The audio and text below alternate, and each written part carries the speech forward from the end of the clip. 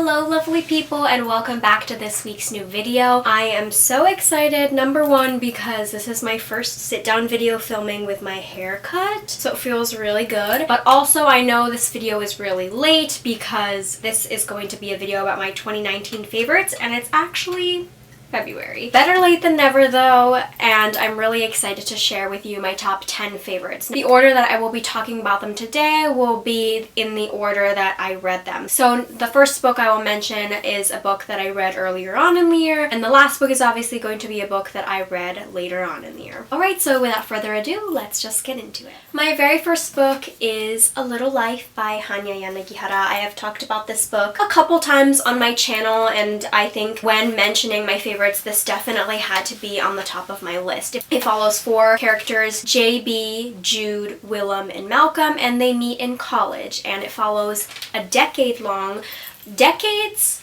friendship because it follows them into their adulthood and it follows their life together and apart. So we see them grow as friends but also as individuals. Though the four of them have been friends for many years, there is one of them, Jude, that they don't actually quite know very well. Jude has a lot of emotional and physical scars that they don't quite know how to ask about. I know people say this book is really hard-hitting and it's very painful to read, so it can be a lot, so you definitely need to be emotionally prepared before going into this, and I definitely recommend looking up the trigger warnings of this because there's a lot of sexual abuse, assault, verbal abuse, just a lot of trauma involved when going into this. This book is definitely more character driven and it's written about very tragic stories, but it's written really beautifully. I was definitely invested in the characters. I definitely have to mention this in my favorites because it's a long one. It's about 800 pages, but I've never experienced reading a book that has given me a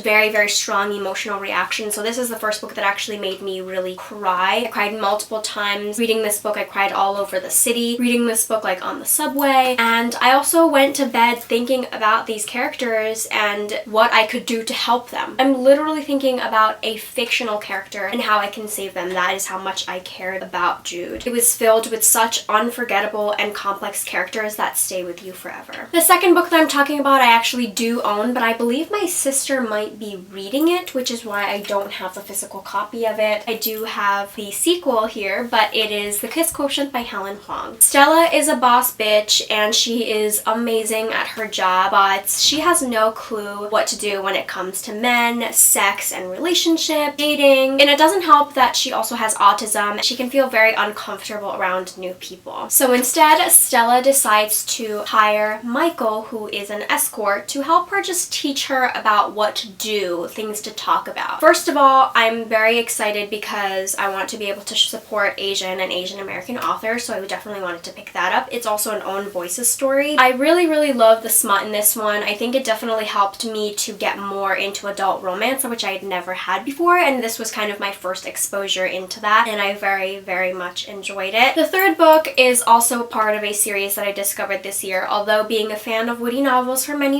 years, I finally decided to pick up Shatter Me by Tahara Mafi this year. I don't know what took me so long, but obviously I'm a big fan. So I feel like I've also talked about this many times. Juliet has a power that makes her touch deadly. So basically if she touches you, you can die, and it's very dangerous. This is in a dystopia, so the re-establishment is like the new government that rules the world, basically, because it's not just connected in this one setting. The re-establishment wants to use Juliet as a weapon. They have her like as a prisoner and they want to hone in on her power. But the thing is that Juliet doesn't actually want to hurt anyone. She's such a kind soul. Even after having been tortured and kept as prisoner and abused her whole life, she still wants to be a good person and not hurt anyone. The re-establishment is obviously really strong and they say that their way is the only way, but Juliet is going to choose to rebel. I really admired Juliet's strength in this book and her efforts to really see the world and the people around her as good people, that even though she has been kicked down her entire life, she still wants to be a good person and not do anyone any harm. And I really definitely couldn't wait to read the rest of the series. I think because this is YA also, it's really easy to get through and really easy to read, and just Juliet is just a really sweet hero of sorts, like an unconventional hero. My My fourth favorite on my list is The Summer I Turned Pretty by Jenny Han. Belly and her family spend every single summer at the beach house with Conrad and Jeremiah and their mom, Susanna. The beach house summers are her favorite time of the year. It's the only summer experience that she knows, and she also has always had a crush on Conrad, and she wants this summer to be different. Things are starting to change because there's a new guy involved, and then Jeremiah, Conrad's younger brother, is starting to look at Belly kind of different, so it's all very complicated, and so there's obviously three sort of love interests. So I really like this book because, one, I wanted to check out more of Jenny Han's books because I love the To All the Boys series, and I also related with Belly a lot because I too had a childhood friend who I had a crush on for the longest time, and I would have liked to be as strong as Belly and try to make things happen, but I sort of just realized like, oh, I've liked this guy forever and I'm too nervous to do anything about it, so I sort of just let that go. I really liked seeing like, oh, this could have been me, you know? I liked seeing myself inside Belly. But this book also deals with a sick parent. Susanna is sick, and I could really relate to that, and I liked how she sort of talked about the grief of having and the weight of having a parent deal with that as the child. I also had to go through that with my dad. This book is also YA, so it's really quick and fun to read. I think a summer read would be really cute, especially because the cover can totally get you into that vibe, and I was definitely right there in the story with them and enjoyed it the entire way through. Alright, number 5 is Lock Every Door by Riley Sager. This is one of my book of the months. I have read his first 2 books and really enjoyed them, so I knew that I had to pick this for my book of the month, and I'm so glad that I did. It's one of my favorite genres ever, like mystery, crime, thriller. This was also, I definitely have to say, my favorite Riley Sager book, and he has a new one coming out. I'm definitely excited for that. Jules gets a new job as an apartment sitter at this really famous building in New York called the Bartholomew, which I think is based off of the Dakota. This is a building that she has always thought was so iconic in New York, and it was her dream to live in New York, and when she was offered a job here, she just took the opportunity because she knew that just living in the Bartholomew would complete her experience of living in New York. She's getting paid a lot of money every month to just live in this apartment. There's a lot of rules that come with it, very strict about it, like you're not allowed to have any friends over or really tell people that you're doing this, so it's all very hush-hush. There are actually a lot of other apartment sitters in the building, and she befriends one named Ingrid. Ingrid lets Jules in on some of the weirder history background of the Bartholomew, and Jules never indulged on that, she just let her talk it out. But when Ingrid disappears, Jules decides to look into those conspiracy theories, and she actually finds that Bartholomew has a very, very dark history, some of which include a killer. This was my favorite book by Riley Sager, and it definitely kept me on my toes. I think this is the only book of his that I've given a full 5 stars, but I'm really excited for his next book. Riley Sager was throwing around so many twists and turns that was really keeping me on my toes. As soon as I was like, I totally know who did it, I've got it cracked down, there was just another twist that would come up that would throw me off. Even though it was a lot, I think it was a perfect amount because the Bartholomew is such a mysterious place that you just feel like you never really know the entirety of the story. Number 6 is Unsub by Meg Gardner. Caitlin Hendricks is working on as part of the narcotics team when an unknown subject called the Prophet resurfaces. Caitlin's father was actually a part of the force. He was one of the head detectives on this case of the Prophet, and it actually basically drove him to insanity. So when 20 years later, 2 bodies resurface with the Prophet's sign carved into their skin, Caitlin wants to join the team to redeem her father's name and finish the case for her. So this book gave me a lot of Criminal Minds vibes and also The Following, that Fox TV show starring Kevin Bacon. The imagery was just so creepy and so realistic that it really set this book over the edge. And right when I was wondering what the Prophet was up to, who he was, what his motives were, I actually turned to a chapter to read in the Prophet's perspective, which was so amazing. The timing of it was just really uncanny, and I knew then that it was going to be a 5-star read. This book is a series. The second book I have and own, and then I think there's supposed to be a 3rd book that follows more of the Unsub, which I'm really excited for. Number 7 is The Bone Collector by Jeffrey Deaver. This is the first book as part of the Lincoln Rhyme series, which has like 20-ish books or so now. My introduction to this series was actually when I was walking from the library to the subway station. Somebody left a copy of The Steel Kiss there, and it's in absolutely perfect condition. And I picked it up just on a whim, you know, it could have been something I enjoyed. Looked it up on Goodreads to find that it was part of a series and also a genre that I really, really like. So I decided to borrow The Bone Collector. So this is actually the 12th book, so I haven't gotten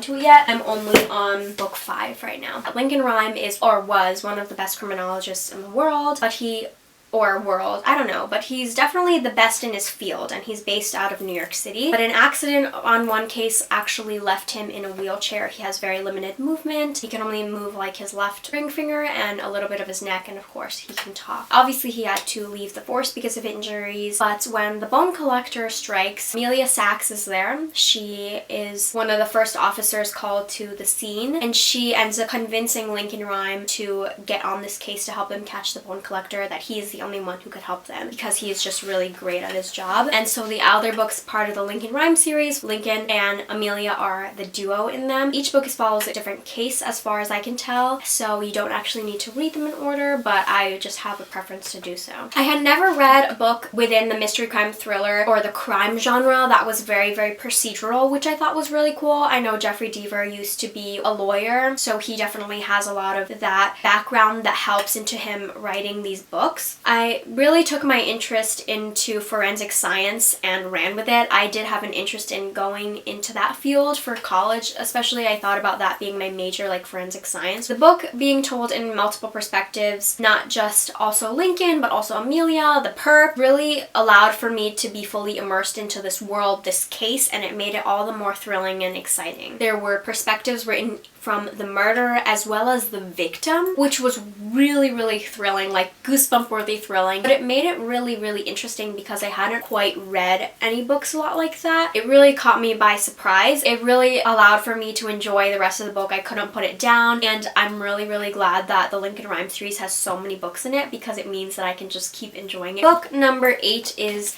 The Rest of the Story by Sarah Dessen. Emma Saylor doesn't remember much about her mother. She died when she was really young, so it was her and her dad for a really long time, and her grandmother from her father's side. But then one summer, her father and her new stepmom are going on their honeymoon, and she was supposed to stay with her grandma. There was just a change of plans, and the only people that can take care of Emma for that summer, or that she can stay with even, is her mother's side. And she doesn't remember them at all because after her mother died, she didn't really spend time with her mother's side at all, so she basically doesn't know who these people are, and they're essentially strangers to her. When she arrives at North Lake, where her family lives, she realizes that the communities there are split between the rich and the middle class, and her father, who used to spend his summers there, was part of the rich community, and her mother was part of the middle class community. To her dad, Emma Saylor is Emma, but her mother's family knows her as Saylor, and she's sort of split between the two communities of being Emma and Saylor and of being part of the rich and the middle class. She doesn't quite know who she wants to be, and so she's sort of taking the time in the summer to figure out if she's Emma or if she's Saylor. Sarah Dessen is an author that I have loved and enjoyed for a long time, since middle school, I think. I'm really glad that Miss Healy had Sarah Dessen's books in her library. Read every single book by her, and my sister and I both love her, and we own many of her books. I really liked Emma Saylor's dynamic with her family, that even though these people that she was meeting were essentially strangers, she still created a bond with them right away, and it was really strong and powerful in a way that only you can have with family, I think, and the people that you're really, really close with, that I enjoyed reading about and seeing. Especially on her mother's side, she's discovering that her family is really big, which is not something that I know, so it was also really fun to see someone discovering their new and big family. Although there are a lot of characters in this because her family is really big, they were really easy to distinguish. They're all very different people, so it was really fun to be able to keep up on their adventures and learn with Emma about her new family members. Book number 9 is The Duchess Steele by Tessa Dare. This is the first book in the Girl Meets Duke series. This is also adult romance. The Duke of Ashbury is back from war, and he is physically and emotionally scarred, and his number one goal since returning, or at least one of his top goals, is to produce an heir, which means that he needs a wife. So when Emma, a seamstress, shows up to his house in a wedding gown, the timing of it just seems too perfect, and right then and there he realizes that she is the perfect candidate, and he proposes to her right in his library. library. Since he only needs an heir, he has strict terms. Some of them are like, this is just for sex because he needs an heir, so as soon as she's pregnant, like, they're done. There's no kissing allowed. They're only going to be husband and wife when they have sex, so they don't have to like get conversation talk at all. And Emma's like not allowed to ask about his scars. But Emma doesn't want to just be used for her body and for her uterus. If she's going to be married to someone, she's like, I want this to work. So she wants them to have dinner every night and actually have conversation and get to know each other and things like that. So it's kind of a really sweet story because their banter is really hilarious. This was my third book by Tessa Dare, but it was definitely my favorite one. I'm really glad that I discovered this author though, and I'm really disappointed that my library doesn't offer a lot of their physical copies. Smut in all her books are really, really amazing, but something about this book just topped all of the books that I've read by her. I loved how strong Emma was and how her stubbornness was the thing that pushed it over the edge to penetrate Ash's really guarded personality. It helped that their banter was really cringy and yet really, really hilarious, and also in a really relatable way that new relationships could be. And I know that Ash didn't want this to be a relationship, but like Emma did, so that was also really interesting to see. I couldn't help but root for Emma and Ash because of how hard Ash was trying not to make this work, and that just made it really cute. Last but not least, I wished this was my last book of the year, but this is One Day in December by Josie Silver. I think all of these books I gave full 5 stars, but this was like so amazing. It would have been a really great way to top off my year reading list. I've definitely talked about this book many times on my channel as well. Lori is going home. She's on the bus and she doesn't believe in love at first sight, but then she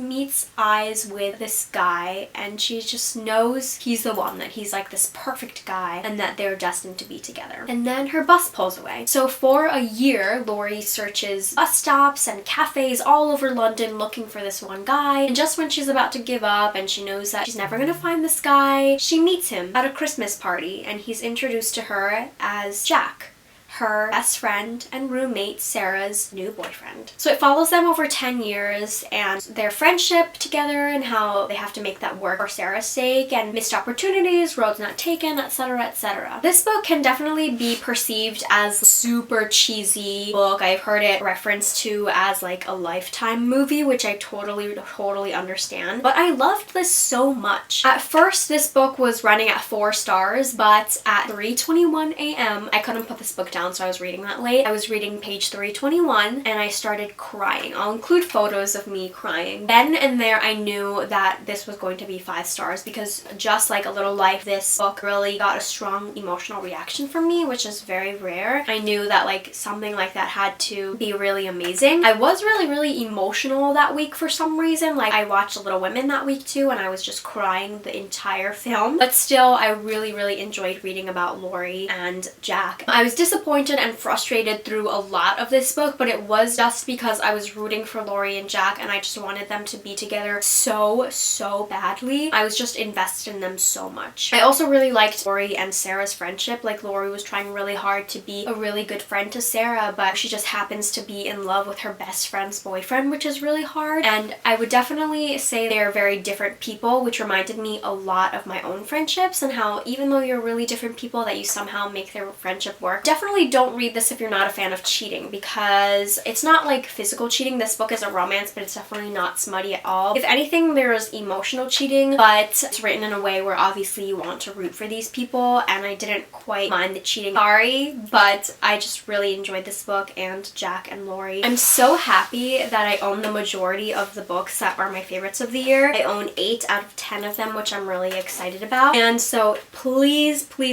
these, I definitely recommend these. I'm really excited to be reading more books in 2020, discovering more authors and reading a lot of these authors also. Josie Silver, her new book is coming out next month. Definitely if you read them, let me know if you have read them. Let me know your thoughts if they weren't your favorites at all. And if you had favorites of 2019, let me know what they were. Give this video a big thumbs up and subscribe if you enjoyed, and I'll see you guys next time. Thank you so much for watching.